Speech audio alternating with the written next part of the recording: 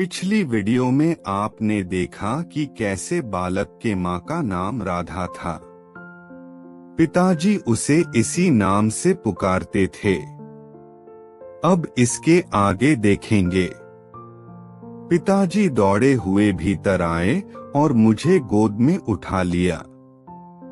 फिर भी मैं सचेत नहीं हुआ, भय से कांपता रहा। मुझे तो विश्वास था कि पिताजी आज नहीं आएंगे, पर भीगते हुए भी उन्हें दुर्दिन में घर की चिंता खींच लाई थी। मुझे अब भी लगा कि मैं पिता की गोद में नहीं वरन उसी चांडाल की गोद में हूँ। मैं अब भी चिल्ला रहा था, मुझे छुड़ाओ, मुझे छुड़ाओ। मेरे पिता एकदम घबरा गए।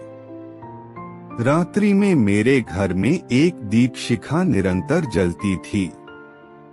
पिताजी मुझे उधर ले आए। देखो बेटा, मैं कोई और नहीं, तुम्हारा पिता हूँ। मेरे पिता कई बार और कई ढंग से कहते रहे। माँ ने भी उनका समर्थन करते हुए मुझे सचेत करने की चेष्टा की। धीरे धीरे मैं प्रकृतिस्थ हुआ। फिर भी मैं कांप रहा था। पिता मुझे अपनी गोद में भली भांति चिपकाए रहे। पानी अब भी बरस रहा था। बादल की गरज से मैं कांप जाता था, किंतु बिजली की संक्षिप्त चमक में मैं माता पिता को विस्फारित नेत्रों से देखता था। शनैः शनैः आश्वस्त हो गया। लगता है किसी भयानक स्वप्न ने इसे डरा दिया है, पिताजी ने कहा। हाँ, आज दिन भर इसकी मनःस्थिति कुछ ऐसी ही रही है, माँ बोली। और उसने कुछ शब्दों तथा कुछ संकेतों में बहुत कुछ बातें बताने का प्रयास किया। पिताजी ने फिर मुझे अपने साथ ही सुलाया और मुझे बहलाने के लिए इधर उधर की कहानियां सुनाने लगे। किंतु मेरा चकित मन अपनी शंका का समाधान चाहता था। बिना किसी भूमिका के मैं अचानक बोल बैठा, आप मेरे पिता हैं न? क्यों? इसमें भी कोई संदेह है? पिताजी खिलखिलाए। स्पष्ट लगा कि उनकी हंसी बनावटी है। पर आदित्य मंदिर के देवता ने तो बताया है कि मैं तुम्हारा पिता हूँ। ये दो पिता कैसे?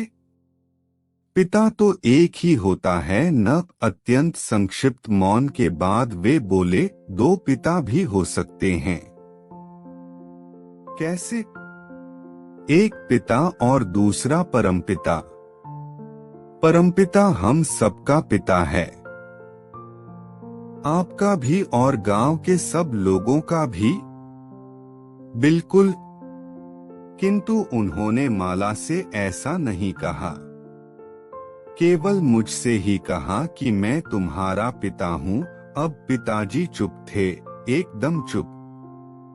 लगता था जैसे वह कुछ सोचने लगे थे। फिर वे मेरा सिर सहलाने लगे, जिससे मैं जल्दी सो जाऊं। नींद की लहरें मेरी आंखों तक आती थीं, किंतु मेरी व्यग्रता बड़ी निर्ममता से उन्हें धकेल देती थी। मैंने करवट बदली और अपनी शंका को दोहराया, माला से तो नहीं कहा कि मैं तुम्हारा पिता हूँ।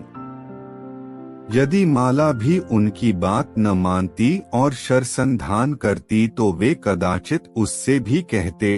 अब मेरे मस्तिष्क में दूसरा प्रश्न, जो करीब करीब सो चला था, अचानक जाग उठा। फिर वह मुझे शरसंधान करने से रोकना क्यों चाहते थे? बहते जीव को लक्ष्य बनाना शास्त्र संगत नहीं है। उन्होंने यह भी कहा कि यदि बहते जीव पर शरसंधान किया गया होता तो तुम न होते। क्या कभी मैं भी बह रहा था? इसी समय मैंने दामिनी द्युति में देखा, वे अत्यंत गंभीर थे। फिर भी बोले, यह तो मुझे नहीं मालूम, पर माँ तो कह रही थी कि पिताजी से पूछना। वह तुम्हें बहका रही थी। बनावटी हंसी के बीच वे बोले। मैं द्विमंश सा पड़ा रहा। मेरी चेतना को नींद ने न जाने कब पूरी तरह ढक लिया।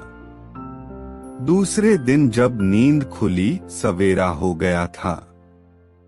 वर्षा थम चुकी थी। बादल लगभग फट चले थे। मेघों के झीने आवरण से झांकते सूर्य की अरुणिमा मेरे दालान तक चली आई थी। पिताजी कुछ दूरी पर कदम वृक्ष से बंधे अश्वों का मर्दन कर रहे थे। थोड़ी दूरी पर ही अश्वहीन रथ की दोनों बाहों का छोर गीली धरती पर प्राणहीन सा पड़ा था। पिताजी अश्वमर्दन के साथ ही साथ गांव के कई लोगों से बातें कर रहे थे। इसी बीच ईशान की ओर से माला की मां माघी आती दिखाई दी। पीछे पीछे माला भी थी।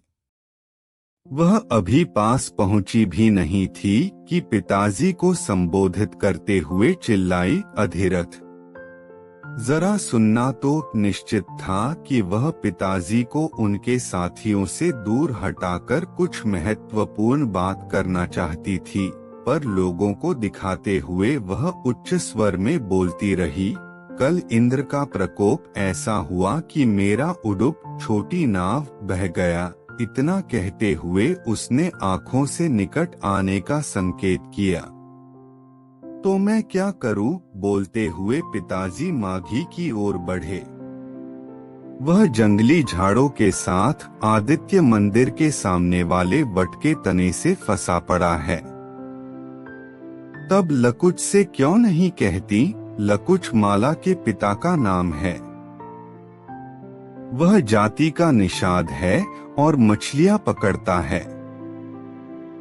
वह परसों से ही मत्स्य लाद कर हस्तिनापुर गए हैं, माघी ने बताया। पिताजी हंसने लगे।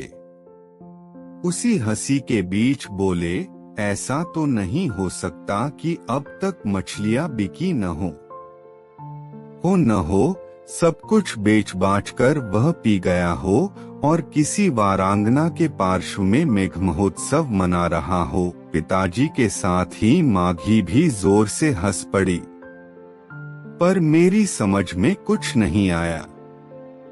मैं बड़े सहज भाव से उठा और माला की ओर बढ़ा। जा वसु के साथ खेल, हम आते हैं।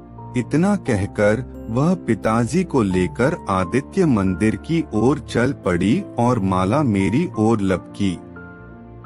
इसके आगे जानने के लिए नेक्स्ट वीडियो में देखें।